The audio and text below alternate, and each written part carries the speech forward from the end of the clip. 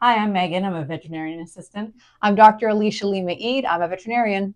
And I'm Heather. I'm a technician, and you're tuning into The Bark at Beaties. Thank you for joining us once again in the Bark at Beaties. Today is part 2 of our summer safety episode. Really encourage you to listen to summer safety part 1. Some really important key takeaways there with respects to ingestions and parties and things you really want to make sure your pets are not getting into this summer season. But we know that it's not just food and ingestions that we have to worry about when we're talking about summer fun. I know for myself, I really look forward to swimming in the summer. I can't wait to get that pool open. I pretty much just float on a floaty. I'm not doing laps. This is not Michael Phelps in any way. This is floating, having some snacks, having some drinks. But with that, we got to talk about pool safety because there's a lot of people that have pools, and maybe this is their first summer with a pool, maybe it's their first dog with a pool, or maybe it's just a really good reminder of things you should be careful with when you're dealing with pets and pools. One of the number one things is obviously if this is your first time with a pool or a pet, you have to establish that introduction of your dog in most cases, sometimes cats, but we're going to talk about dogs for most of this. Cats are pretty good about staying away from pools. Yeah, they're pretty smart. That's how they survive so long on their own. But if we're talking about dogs and you get a new pool or you get a new dog, you really want to make that first introduction into the pool a positive one and a supervised one, because there's nothing worse than your pet accidentally falling into the pool and they're panicking. They don't know how to get out. They don't know what to do. We always like to think, yes, pets have an inherent understanding to do the doggy paddle, but that very quickly can fatigue them. And if they don't have an exit point or they just panic, oftentimes that can make things worse. So the first thing for introducing your pet into the pool is, if you're able to, you go into the pool with your pet so that you can hold them, you can support them, and just give them an opportunity to figure out how they move in water, especially puppies, because they don't know anything and they certainly don't know anything about water. If you have a little floaty vest, because they have those, that's something that a lot of people will do too. They'll put little life vests on them, and it just gives them that little extra bit of buoyancy. And in that kind of, supporting them, helping them understand how they can move in the water and that they don't need to be frantic, because if they panic, that will make everything worse.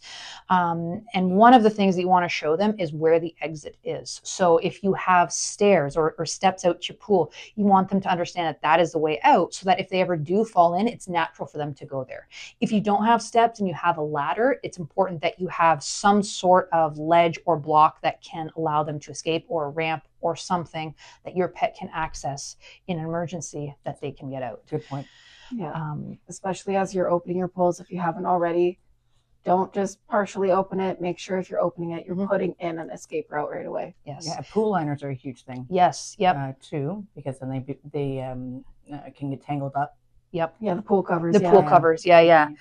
Yes, and that's when we're talking about partially opening versus fully opening. If you have like a solar layer or something to keep the pool heated, but it goes over the pool, but your pet can fall through it, be very careful, because they can fall through that tarp or that heating layer and get trapped underneath. Yeah. And if they get trapped underneath, they may not have kind of the awareness to find that exit.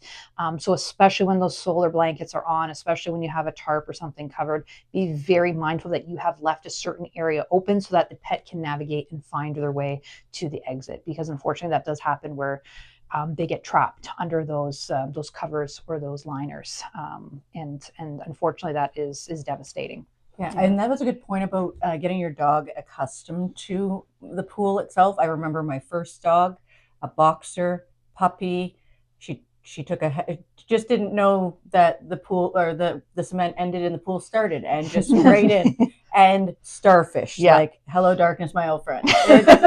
Like, just no reflexes at all. I had to just completely, like, I'm going, and I'm gone. There was nothing to tell her. I think she just thought she was in another room, kind of thing. So they definitely need that exposure to the water and how the movements that are involved in that. That's a really good point. Yeah. And you know what? Swimming is not for every dog, right? Like No. if your pet is showing extreme fear and worry around the pool, maybe we just don't let them go that way, right? Like maybe we just, We'll find other ways to cool them down. yes. 100%. Yeah. Yeah. Kiddie pools are great. If you know, if your thought is, oh, well, I'll have the dog swim in the pool to cool them down, use a little kiddie pool. You know, you go out to Canadian Tire, Walmart, whatever, get one of those little plastic kiddie pools, fill that up with water, and they can cool off that way. Yeah. Because as we said, not every dog is meant for swimming. You really have to be very careful, especially with there are certain breeds that are at higher risk for drowning than others. So of course, you know, you think of, oh, your labs and your goldens and your dock diving breeds, they're going to love the water, they're going to be in there, they're going to have a great time. But then you have other breeds like Frenchies, bulldogs, boxers to an extent. Those dogs are not meant for swimming. They don't float, they sink. It's a lot of muscle mass. It's a very dense little body frame. Those are tiny legs. Like those are, you're not getting laps with those, right? There's no butterfly stroke. They are panicking and doing their best, and they're very heavy body weight and structures will work like a stone. So and because they have those little pushed in nostrils, it's very easy for them to intake water. And to drown that way. So very, very careful with those certain breeds. Even little dogs, right? Like, you know, you have Yorkies, Shih Tzus, anything that has short little legs and a short little snout. That's it. It's the range of motion that you see with some Frenchies, bulldogs, and things like that is not the same that pointer or some to that nature. They can keep themselves afloat very easily. Not the same. Not the same with those little guys. Yeah. Little guys. Yeah, exactly. And so still, I think on the topic of pools, when you're opening your pool at the start, it is not swim ready. We all know this. No. It is not swim ready. It may have some debris in there. Algae is a really big one. And algae in the pools, yes. But also if we're talking about, you know, going beyond the backyard and going into swimming in like lakes and ponds and things, be very mindful of the algae report that oftentimes is presented and comes out because it talks about the safety levels and the levels of algae that are in, you know, certain lakes or certain ponds because blue-green algae is something that we see in Ontario. It is toxic to dogs, and it is an algae that covers the surface of ponds or still bodied water. And of course, you know, you're going to a cottage or you're going on a hike or whatever, and your dog needs to cool down, and you're like, this is great, he's going to go swimming. And he jumps in and he ingests some of that water that has the algae in it. That can be incredibly toxic for them, make them so sick. So if you don't know the body of water and it doesn't look clear, there's no movement to it, I would just be cautious.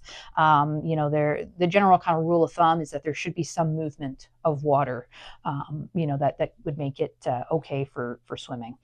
Anything that's kind of still standing has a high probability of developing bacteria or algae. And same thing in your pools. Your pools can develop algae as well, and the dogs lick it because, again, labs. And they're going to follow their nose and their tummies, and they're going to lick and ingest things. Mm-hmm. Yeah, especially since they're always drinking while they're swimming. Always. I don't know if your dogs do this, but Peaches, just like she's swimming in the pond, because like my brother's pond, it's irrigated. The cows get the water, so that we know that one's good. But she'll just swim and like snapping at the water as she goes and gets her ball when she's playing fetch in the water. She's having a great time. Having a great time. So if you're playing fetch in the water, make sure, like you said, not blue algae. Yes, no, that's great. And then, you know, with the pools, when you're opening your pools, be very mindful of your chemicals, right? Those chlorine pucks look like a lot of fun. They come in those little crinkly bags sometimes, and a dog's going to see them and be like, this is an awesome new toy, and can cause some significant caustic burns. So, you know, chemical burns on their mouth, on their tongue, on their lips. Obviously, you don't want to ingest it. There's a lot of liquid chemicals that are put in there. Certain acids are used to balance the pool. So we want to have all of those in a contained, locked, closed area that your dog is not going to accidentally find his way into and help himself to any of those. And again, it's always, you know, I find it interesting because when a dog is sick or whatever, it needs medication or it needs, you know, some sort of oral tablet, won't take it, will not take it. Yep. You can disguise it with whatever, it will not eat it. Chemicals in the shed, absolutely, right? Yep. So it's always impressive to me what a dog will and will not eat, and it's the wildest thing. So even if you think, oh, my dog typically doesn't go for things, just be very careful, and why not be safe? Oh yeah, because especially with pool opening, like you said, the chlorine pucks, but also when you're shocking the pool. Yep. If you're Oh, yeah. using like the powder shock and you're going around and scattering it like you're supposed to, maybe that's not the time for the dog to join you on the deck because Yes. like it can blow into their eyes. Yep. And then also when you're forgetting the term now, but when you're vacuuming to pump it out, Yeah. when you're cleaning vacuuming it, out the algae and stuff, Yeah.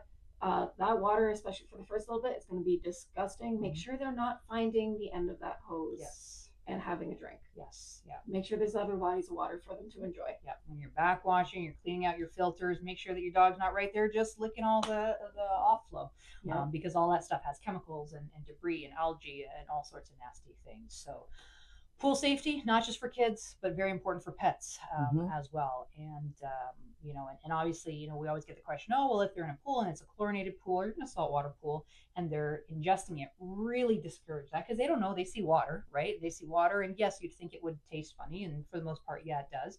But if they're thirsty, they're going to drink it. So discourage them. Always have fresh water out and available for them so they have an alternative source. Yeah. And if they are joining you in the pool, just be mindful. Please never leave your dog swimming unattended or without any kind of supervision because that's when things happen. I know a lot of families as a substitute will, because to replace a pool liner is quite costly, and they will allow no dogs in the actual pool, but then have a kiddie pool set aside for the dogs. That way, anybody swimming in the pool doesn't have to worry about being scratched. Just as we're paddling along, doing our business. Animal fur, things like that. So some people have just an alternative option or sprinkler system. They love biting that, going to bite the water on the sprinkler system. It's almost like a game to them, but also a means to cool them down. Yep, I love that. I love it. We have that in our backyard too, a little kiddie pool for the dogs. And I am sure to, especially if that pool's been kind of sitting out there, the kiddie pool for a few days without water, empty that water out too. You can get wildlife going in there that are urinating in it or using it as their own personal water dish. Again, bacteria congregates on there. It encourages mosquitoes. So if you're using the kiddie pool, I love that. That's a great alternative for them to still have fun. Just be sure you're emptying that water too, not just letting it sit around. Yeah, especially since, like you said, those critters are enjoying it. Big bacteria for us to be mindful of is leptospirosis. Yes. Have we talked about that one yet on this podcast? I don't think we have. That'll be more in our vaccines, but yeah. But yeah, leptospirosis. Take it away, Heather. It's bacteria that, as we said, carried by other critters, mammals. It's transmittable to other mammals. And so while we're ideally not drinking from the kiddie pool in the backyard, kids are, dogs are. So that's why when you're done with the kiddie pool for the day, dump it out, make sure it dries out because otherwise the critters will come, they'll have a drink, and while they're having a drink, they're going to do a little bit of a dirty backwash and leave it behind. And then, yay, we get the bacteria. And maybe you don't have kids. Maybe your fur babies are your kids. Do they like to French kiss you? Yes. Because if they do, great news, they can also transmit it that way. That's right. So we want to make sure that we're protecting them and us. The other way that dogs can get lepto is through walking through contaminated grass and then licking their paws. Yeah. So that's another reason why we're like, everybody get the lepto vaccine. Yes, lepto vaccine is a great way to just have some peace of mind because, I don't know about you, but bunnies, raccoons, all sorts of little critters come through our yards during the evenings and they urinate in little puddles or in little kiddie pools or even just on the grass, on the dew. And then, of course, like you said, dogs walk through, they're grooming, they're licking their paws, and that's how they're ingesting it. So talk to your vet staff about leptospirosis. It is actually one of the core vaccines now that we include in our vaccine series. So it's in there, and that way your pet is protected. So yeah, really good water safety things, I think, for our summer safeties.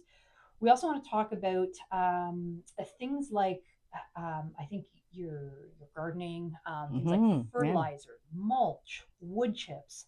My gosh, wood chips are so enticing. Again, why do they eat them? I think it's more of just like a playful thing.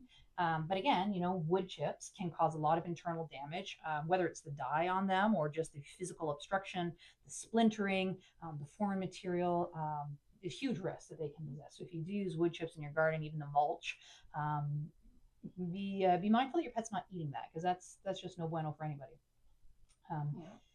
Fertilizer as well. A lot of people use fertilizer in their gardens. It's great for the plants, not so great for your pets. I know when people get like their yards and things sprayed for for weeds and that. A lot of them try to make it as pet friendly as possible, which is great. We love supporting those companies that do that. But just again, be very mindful, especially the first little while after things have been sprayed, or when that fertilizer has just been spread. Don't let your dog walk on it or lick the ground, or be rolling around in it, because it can be quite toxic for them. And again, even on walks, when front lawns have been sprayed by pesticides, they usually have to have a posting on there so that you're aware. So just even being mindful of signs posted on front lawns, and not letting your pets, go nose deep in the grass and things like that, because there's still trace amounts present. Yep, absolutely. And then one of the other things, because again, summertime, we have holidays that we're celebrating. Canada Day, July 1st. A lot of people still do fireworks, whether it's privately or publicly.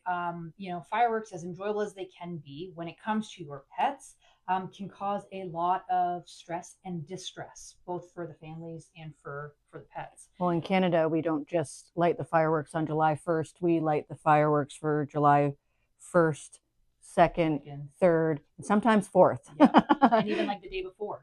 You're legally allowed in Brantford up to 3 days before the holidays, and there's 4 during the season, during the year, that in Brantford so far is still illegal as of March. I was trying to find more information. I know government was looking into like revising the bylaws, but it's Chinese New Year, Canada Day, Labor Day, and Diwali. I might be wrong on Labor Day, but there's 4. Yep. And Diwali during October, November is one of them as well. So fireworks during that time. Honestly, even like May 24, there are people lighting Oh, yeah. fireworks. May 24. Oh yeah, that's So true. Yeah. Any holiday, truthfully, I always just prepare myself, and Yep. because it's a lot of pets get very stressed, understandably so. It's a very unnatural, loud, bright sound. It's unpredictable, and they don't understand, right? And so the best thing to do for them is to be prepared. We know when holidays are coming up, thankfully. And so what we always recommend our clients, and what I even like to do, is make sure that we have everything kind of set up and ready to go. So that's everything from, number one, making sure your pet has a safe hiding place that they can go to, not behind the TV where they're going to get caught up in wires, not, some dark corner where you can't see what they're doing, but have a little bed, a little comfortable, safe area set up for them where it's quiet, maybe in, a closet. We used to have a walk-in closet at my old house. We had a little bed in there. My dog used to go, and that was her quiet spot. Right now, Merlot, her safe place is our bed. So she will go there. The curtains are drawn. It's dark in there. She knows that is her safe place. She can kind of make a little nest in the comforters there, and she's happy. We also try to block out the noise too. So in the bedroom, we will turn on the TV there. We'll turn it up a little bit louder, and that way it just kind of muffles some of those noises. Obviously, there's still the big bangs and things, but it does help. Firework going on. I know, and every time, and then it kind of creates anxiety for you too. I mean, I know it does for me. It's like, every time you hear one go off and they do the scream, and it's like, you just know that their little hearts are racing and they're stressed. So definitely prepare. We know when holidays are. Have a little safe place that they can go to, so that they know that they're safe and they can be in an area where they feel comfortable. Another distraction, because music, turning up the sound to drown out the fireworks is good. Another one I've seen is getting them toys and treats, things that'll keep them busy.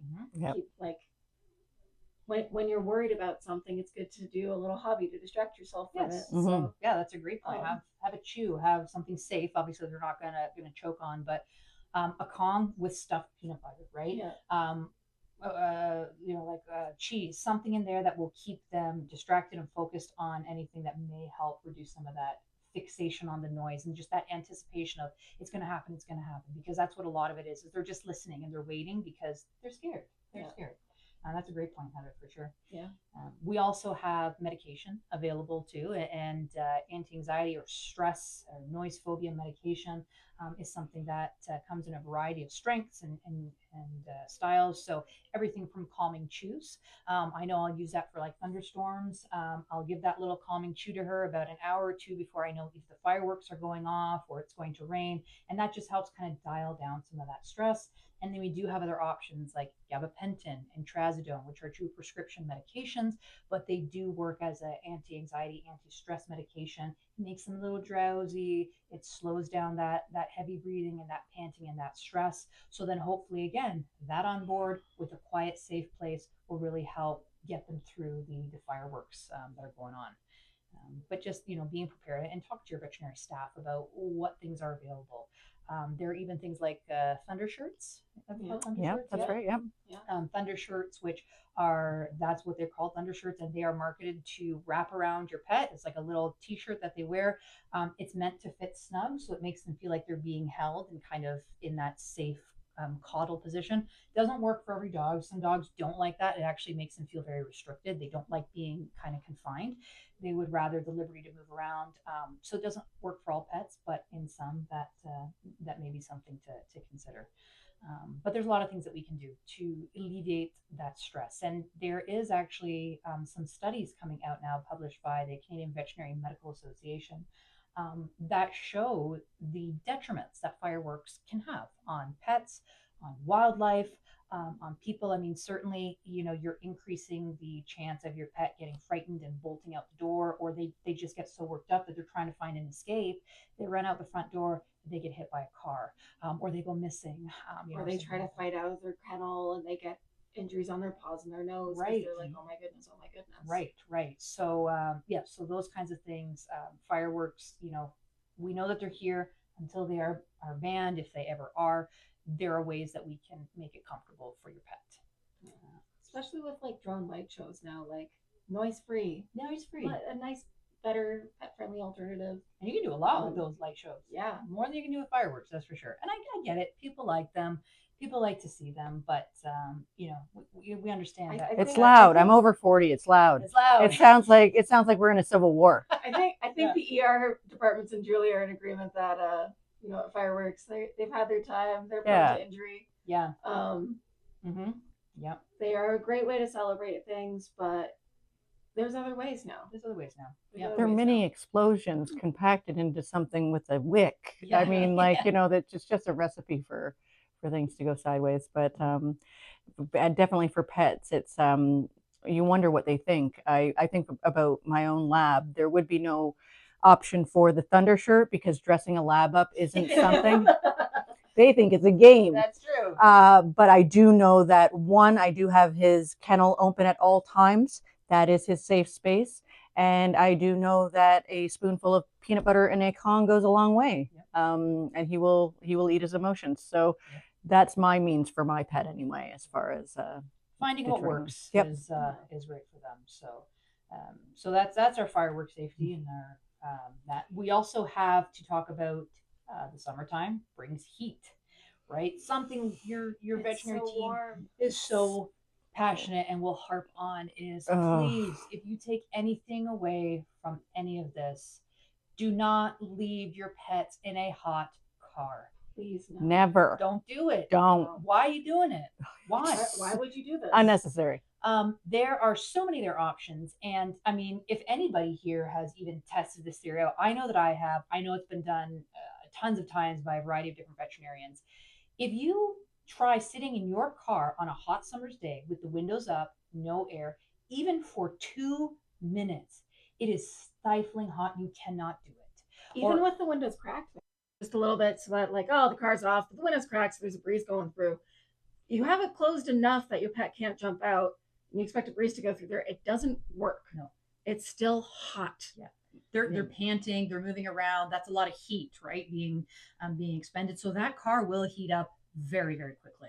And I was talking to Dr. Lima about this earlier with my own personal experience. I had gone out for breakfast one morning, and I couldn't help but notice that once I got out of my car, the minivan that was parked in the sun with the windows cracked about yay had a golden retriever sitting in the passenger seat, panting away.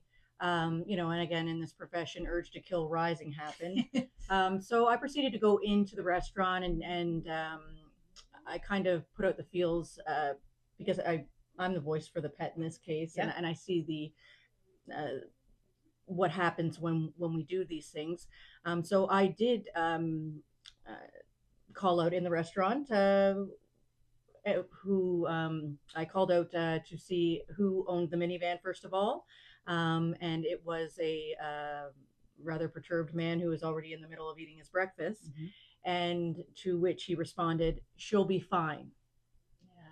To which I responded, I invited the man to take his plate and go eat in the hot car with the animal and let me know how the temperature is in there. Yeah. Um, Round of applause, Megan. I Because that's it. just, If you see it, like you are the voice for that animal. Yeah. I understand people have to run in and do things. You're not going to sit at a restaurant while your pet's in the car in the summer and eat. I couldn't understand it. I Yeah. couldn't understand the logic and the why did the golden retriever have to come to the restaurant? Yeah.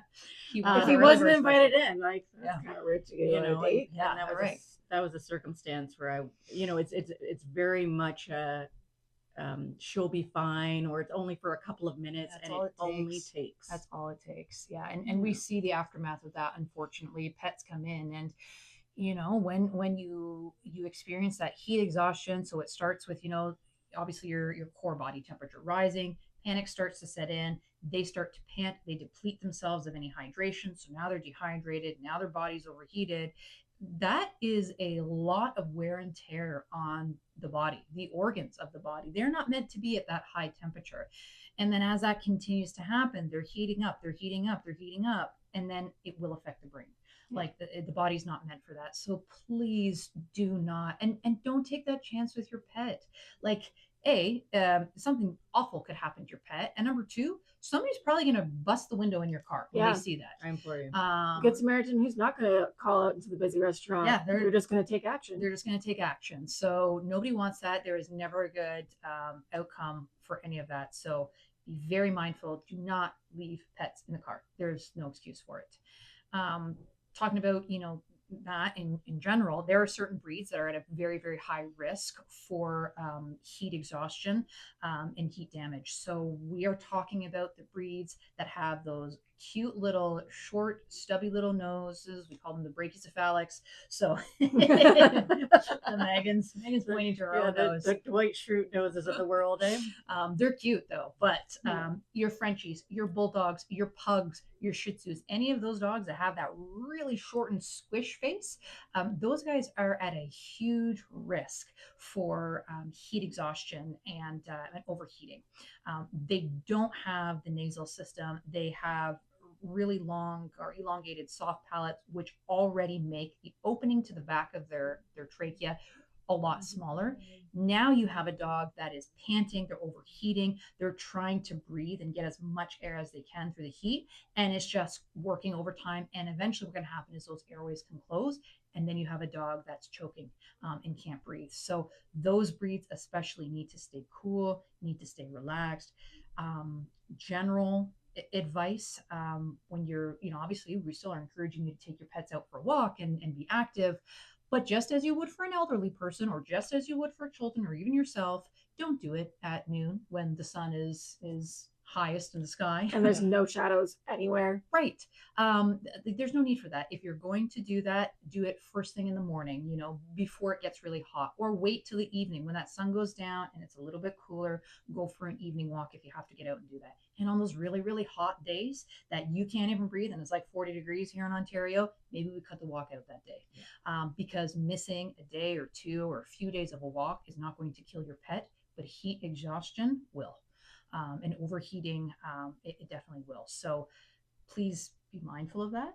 Exercise common sense. And if it seems too hot, let's not do it. Let's take the safe route.